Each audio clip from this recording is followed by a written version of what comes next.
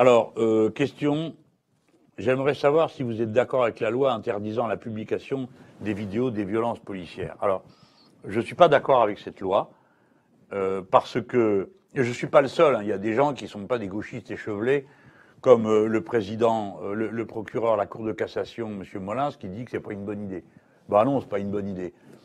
Je crois qu'il faut qu'on s'entende bien sur un point.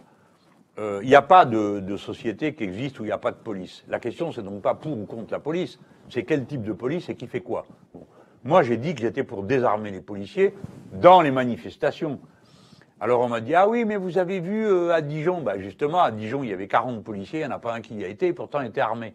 Pourquoi? Ben parce qu'on leur a dit, c'est pas à vous de faire ça, vous ne savez pas le faire. Il y a des corps spécialisés.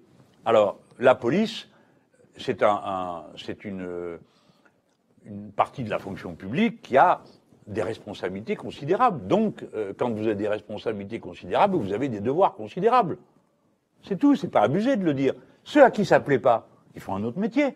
Il y a des métiers où il n'y a pas une exigence aussi élevée, où on n'a pas besoin continuellement de savoir ce que font les gens. Mais là, c'est une délégation par tous les citoyens de la légitimité de la force à un corps organisé, la police. Donc il faut que, oui, on a le droit de regarder et de savoir, bien sûr, bien sûr.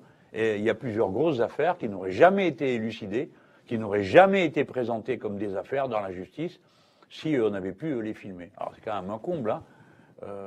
Moi, on me filme pendant 40 secondes et puis on les passe partout et puis non, bref, vous avez compris.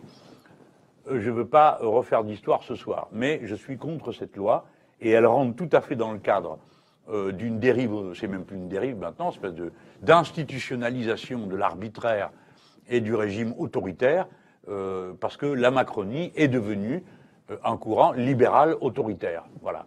Donc le paysage aujourd'hui, c'est que vous avez 3 candidats par mois à l'élection présidentielle connus, M. Macron, Mme Le Pen, qui l'a dit, et M. Dupont-Aignan. Ces 3-là, ces 3 variations d'une même vision autoritaire de l'État et de la société. En plus, ces 3 amis de l'irresponsabilité écologique et des pesticides, mais je mets ça de côté pour l'instant.